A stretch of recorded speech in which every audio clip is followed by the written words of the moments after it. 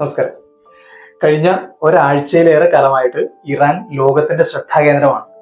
കാരണം നമുക്ക് എല്ലാവർക്കും അറിയാം, യുദ്ധം തന്നെ.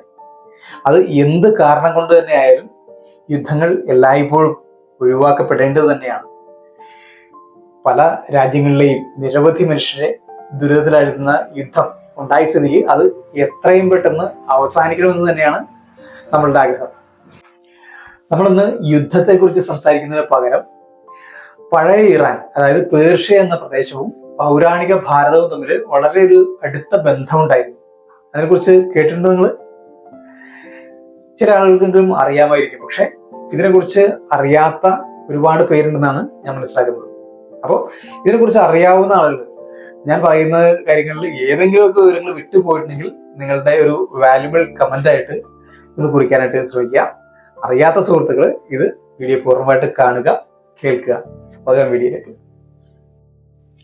പൗരാണിക ഭാരതീയ ഭൂമിശാസ്ത്രം ദേശവർണ്ണനയ്ക്കായി ഉപയോഗിച്ചിരുന്ന രീതി അനുസരിച്ചിട്ട് ലോകത്തെ 7 ദ്വീപുകളായി തിരിച്ചിരുന്നു. ഇന്ന് നമ്മൾ വൻകരകൾ അല്ലെങ്കിൽ കോണ്ടിനൻസ് എന്ന് പറയില്ലേ, അത് തന്നെയായിരുന്നു ഇത്. അതിങ്ങനെയായിരുന്നു: ജംബുദ്വീപം, പ്ലക്ഷദ്വീപം, പുഷ്കരദ്വീപം, ക്രൗഞ്ചദ്വീപം, ശാഖദ്വീപം, ശാൽമലദ്വീപം, കുശദ്വീപം. ഈ പറഞ്ഞത് ക്രമമായി അർത്ഥമാക്കുന്നത് ഇങ്ങനെയാണ്: ഏഷ്യ, തെക്കേ അമേരിക്ക, വടക്കേ America, Africa, Europe, Australia, Oceania.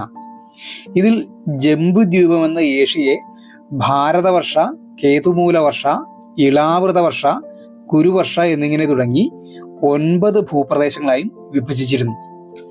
ഇതിൽ ഭാരതവർഷം എന്ന ഭൂപ്രദേശത്തിൽ ഉൾപ്പെട്ടിരുന്ന വിവിധ പ്രദേശങ്ങൾ, ആ പ്രദേശങ്ങളൊക്കെ ഇന്ന് വിവിധ രാജ്യങ്ങളാണ്. ആ പേരുകൾ കേട്ടാൽ നിങ്ങൾ ഒന്നും അത്ഭുതപ്പെടാതിരിക്കില്ല.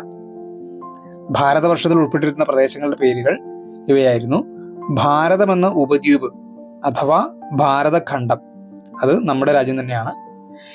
Egypt, Afghanistan, Balochistan, Iran, സുമേറിയ, Caspian കടൽ എന്നിവയായിരുന്നു ഭാരതവർഷത്തിൽ ഉൾപ്പെട്ടിട്ടുണ്ടായിരുന്നത്. പൗരാണിക ഭാരതവർഷത്തിന്റെ വിശാലത അത് നമ്മുടെ ഉള്ളിൽ ഇന്നുള്ള സങ്കല്പത്തിനും അപ്പുറമാണെന്ന് തീർച്ചയാണല്ലോ. ശരിക്കും വ്യക്തമായില്ല നിങ്ങൾക്ക്? ഇനി ഈ ഭാരതഖണ്ഡത്തെ 55 രാജസ്ഥാനങ്ങളായും തിരിച്ചിരുന്നു. കാശ്മീർ മുതൽ നേപ്പാൾ, കോസലം, കാംബോജം, പാഞ്ചാലം, സിംഹളം, അംഗം, കലിംഗം, കാമരൂപം തുടങ്ങി ഇങ്ങ് തെക്കേ അറ്റത്ത് ചോള, പാണ്ഡ്യ, ചേര, കേരള രാജ്യം വരെയുള്ള വിഭജനങ്ങൾ.